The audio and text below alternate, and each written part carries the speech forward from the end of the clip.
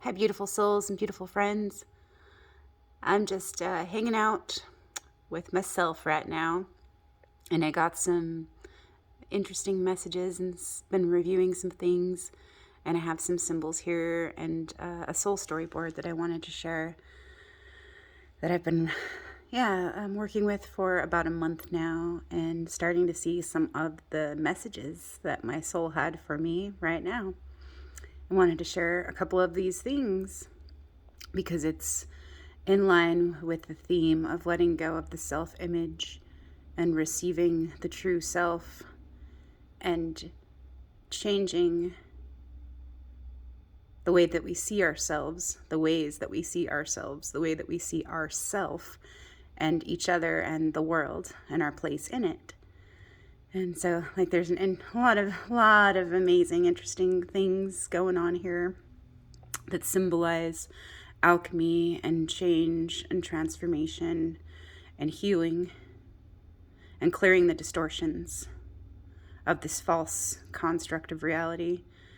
And so what I wanted to share right here was something that I've been inspired to work with is flower essences. And this is a holly essence from Flower Essence Services. And I received this a few years ago and started working with holly. And holly is a beautiful plant and has a lot of rich symbolism.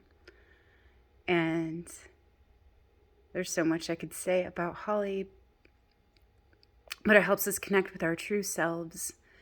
And what it does is it works on the heart, and it compresses and it pushes down on the false self so that the true self can emerge through the crown. And so this little, circular little wreath here is a symbol of that, of the thorns, of the crown of thorns.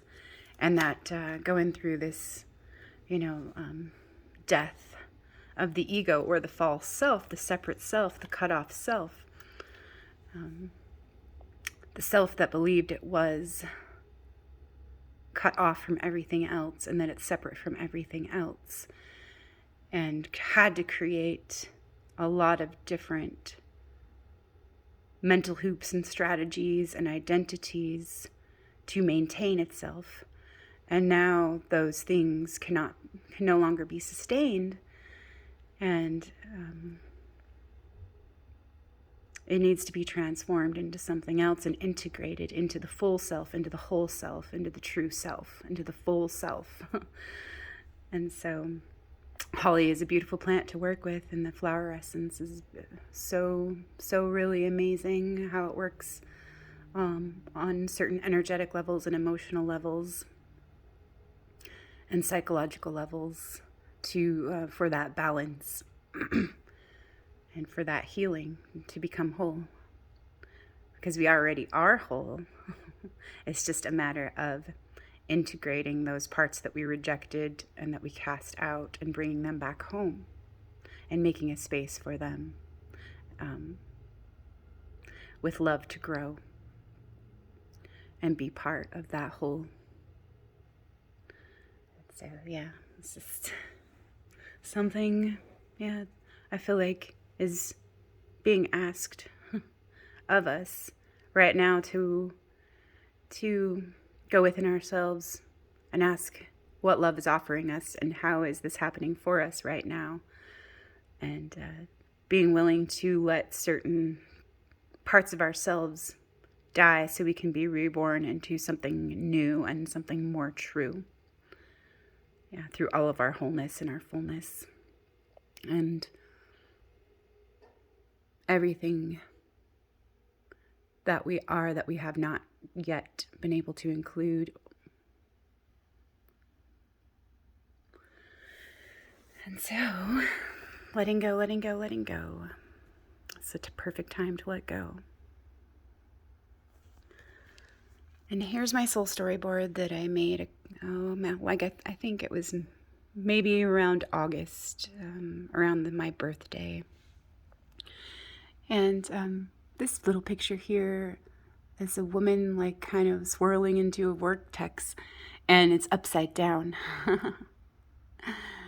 And this picture is kind of blurry and it's distorted, and yeah, just making me think that not everything is clear, and yeah, we are clearing those distortions, and sometimes it is a little confusing and a little disorienting, and we can get lost in some of those old memories or some of those old phantasms or miasmas or things that prevent us from seeing clearly. And the next picture is some parakeets, a pair of parakeets. A pair of parakeets. And that's super interesting to me to play with those words. Keats means young ones. Yeah, that's a Norse, I think that's a Norse word for young ones, Keats.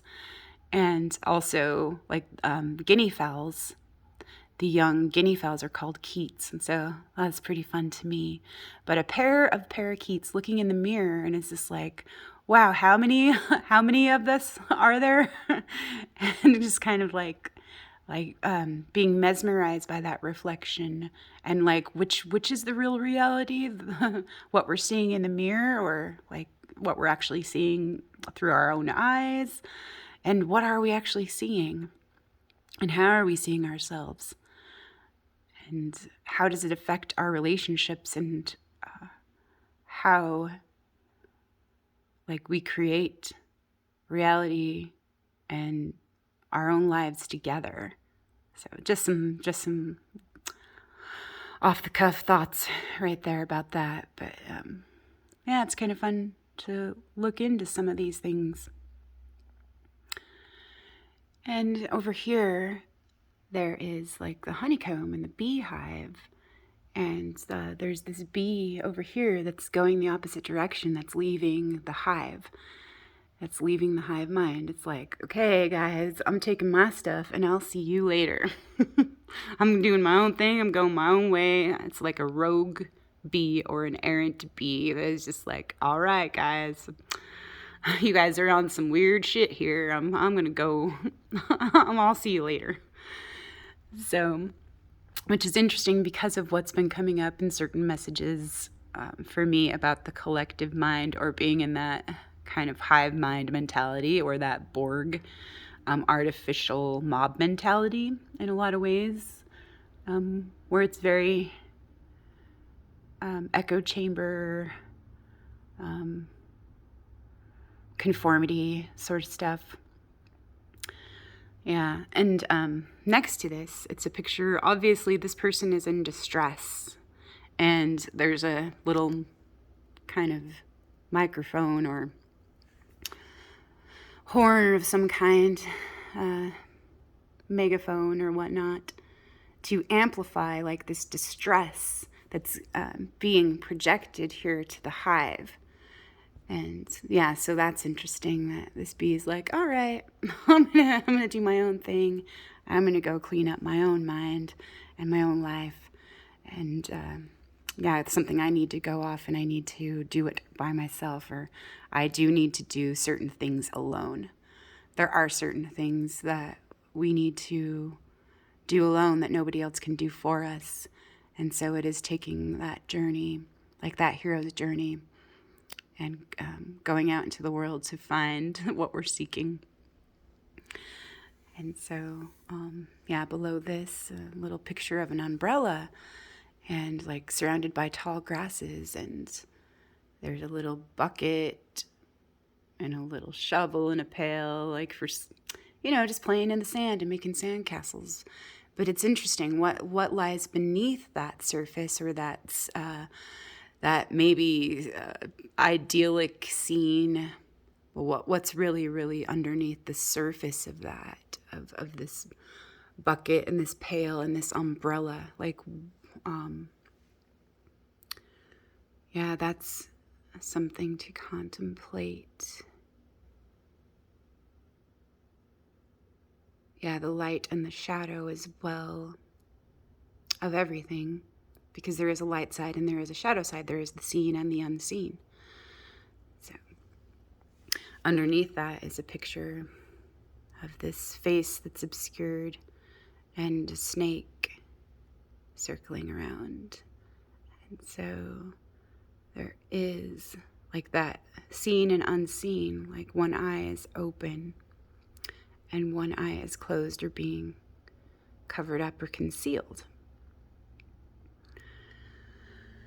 And so right next to it is this picture of this guy that's wearing a bunch of bags. And it's like all of that extra baggage and unnecessary stuff that we've been like carrying around and wearing because we've over-identified or we've identified with it in some way. But is it just weighing us down, or is it some costume and some like exotic thing that we've been playing in the world? Or have we been embodying things that are just really trashy labels, and we've been wearing that and identifying with that and acting as if that is who we are, or playing this character that has all of these layers of garbage that get to be shed? Or are we wearing it with pride in some certain ways because it inflates our unimportance, or like it inflates our sense of self, where we felt so insignificant and unimportant? Does it make us feel more important to put all of that, to be wearing all of that? Like that's something I've been looking into. And then something that kind of echoes that is like, it's our shell. Is it our armor, or is it like some kind of protective, a protective shell that we're ready to, that we're grown out of and ready to move into something else? Is there some differentiation between like the unnecessary layers that we still choose to wear and the actual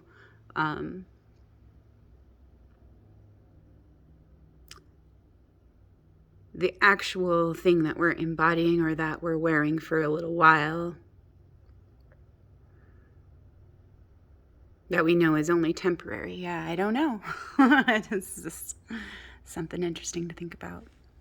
And then this is a coin, and I'm not sure what kind of a coin it is, but it's obviously has to do with value and how we are directing our energy and using our energy and appreciating like that energy and that currency that we do have, and how has it been misused, misdirected, or subverted, or sabotaged in certain ways. And what have we agreed to about our own worth and our own value? And does it have a lot of charge in it, like when we play into certain things, or when we expend our energy in certain ways because we're expecting to get something back in return? Are there strings attached?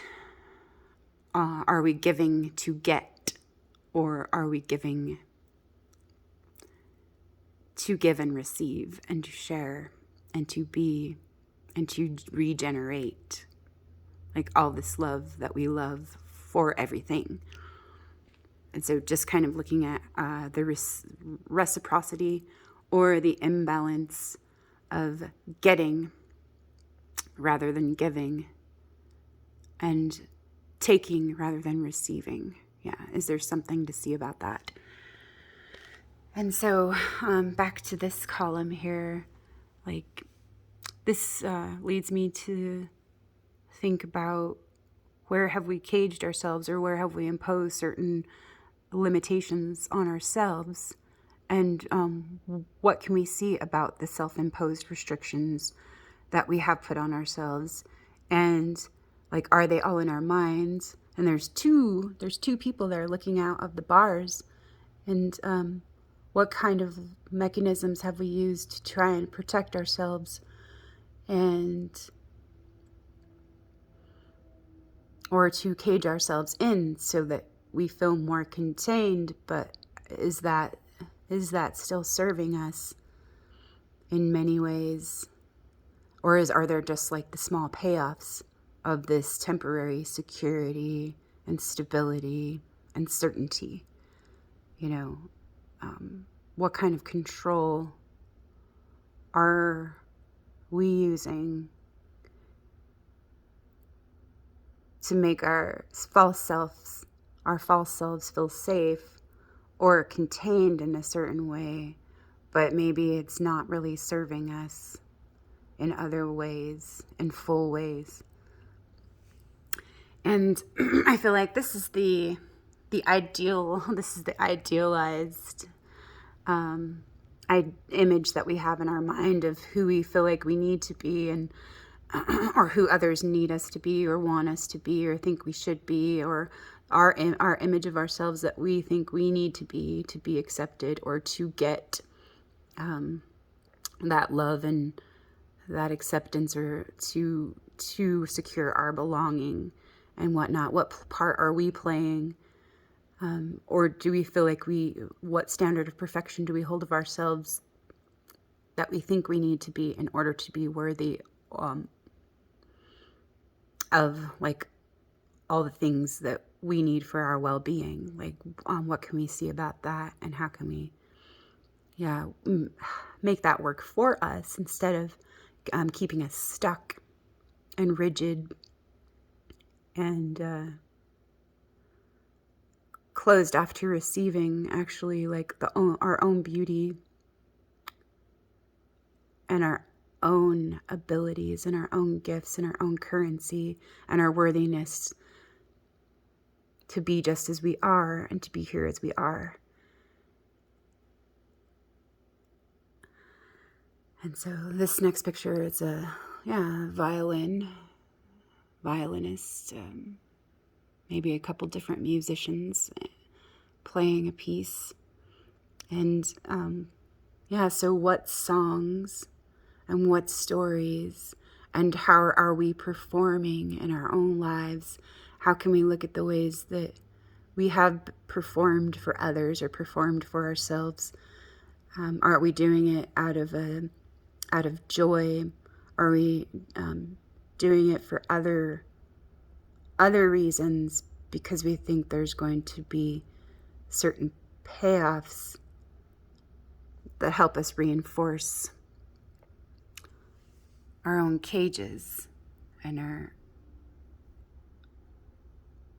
self-imposed, to justify our own split, or to avoid going within? And then, so this is the last one here on this row. It's a man like cleaning up his cobwebs. He's cleaning up his house. So it's like, clean up your own internal landscape, clear those cobwebs and those old things away that you no longer need, that are becoming more of a hindrance than anything else. And it's just time to make a clean sweep in a lot of ways. And this next picture is a picture of a little girl. And she's a dancer. Obviously, she's got a tutu and her little bright leggings on. And it almost seems like she should have like some ballet slippers on or something, like, to me.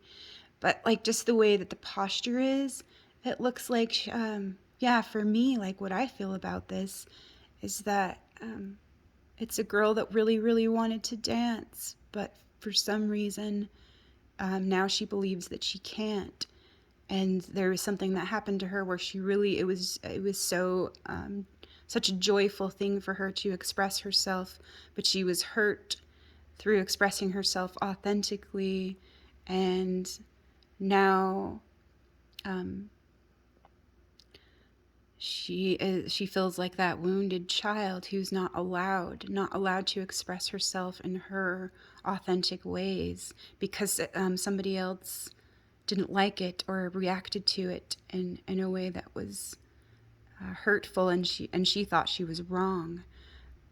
for expressing her innocence and her love and her creativity in her own ways. And so this next picture obviously is a woman that has grown, and she looks like a dancer, a ballerina dancer as well. And going through that dark night of the soul and going through some grief about past hurt and trauma and dis-ease of not being able to express herself in the ways that she really needs for her well-being, and healing those things, going within and being love for herself and honoring the feelings of grief that are coming up, and going back to the child to bring her back home to herself for that healing. But it is sometimes like there's so many distortions like that keep us from being able to go within and hold ourselves where we are, to be with ourselves and release that old hurt, so that we can express ourselves and show up for ourselves as that love that we are right now. And this is, like just one of those things like that relate to distortions. It kind of looks like a baboon, hyena, monkey in certain ways to me. I don't know. Like this creature that doesn't even know what it is anymore because it had to manipulate itself so much in order to survive and adapt and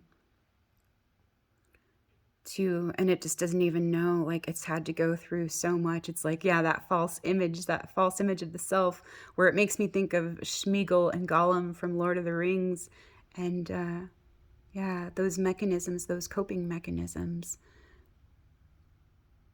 where we're like half alive and half dead sometimes. That's what, I'm fighting a resistance, against the life that we have right now, and being frozen and stuck in the past, and some unrecognizable like distortion that we hold of ourselves because of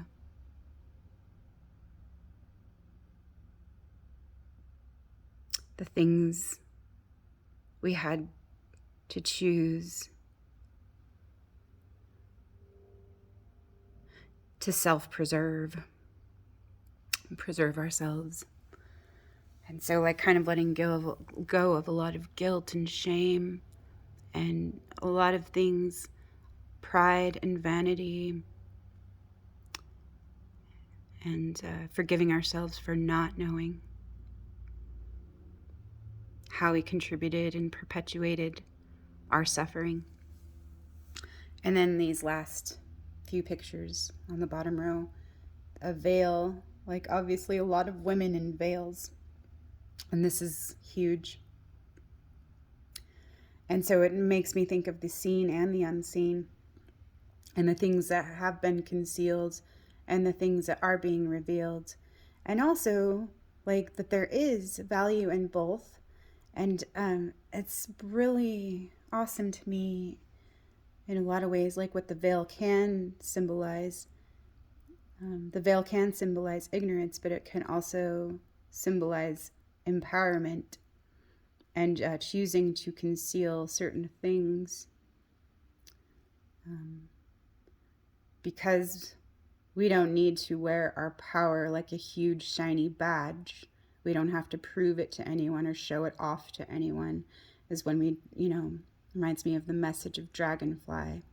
When we try to prove our power, we lose our power. But when we just allow our power to move through us and to work through us, that's when there's the space for miracles to unfold through us and through the love that we have and the love that there is for all of us, the love that we are. So there's a lot more about the veil that could be said, but it's good inspiration to look into these things. And then, yeah, it kind of looks like a gargoyle, sort of a face. And then skulls with feathers. And yeah, just that transcendence and that dying to the old, to welcome in new life and making that new space for the new life to come in and grow and be nurtured. And what are we opening to, letting in or receiving or letting go of, and just allowing to come in, or fall away, like kind of letting go of our resistance to change and being open to the changes that want to take place. And then all paths lead to the center, all paths lead home.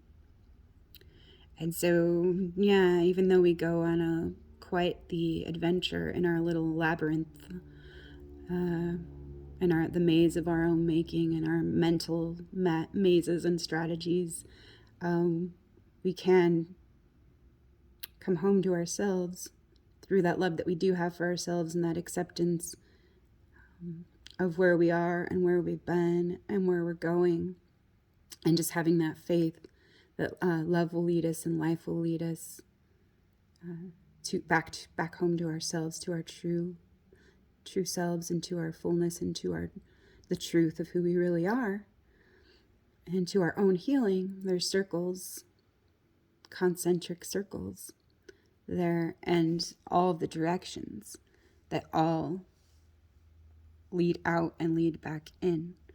So, and it's all green. So, yeah, just some fun little things from this board here. And that's what I have to share for now. And I hope you're well. Hope you're being love for yourself. Hey, take good care of you. I love you. Talk to you soon.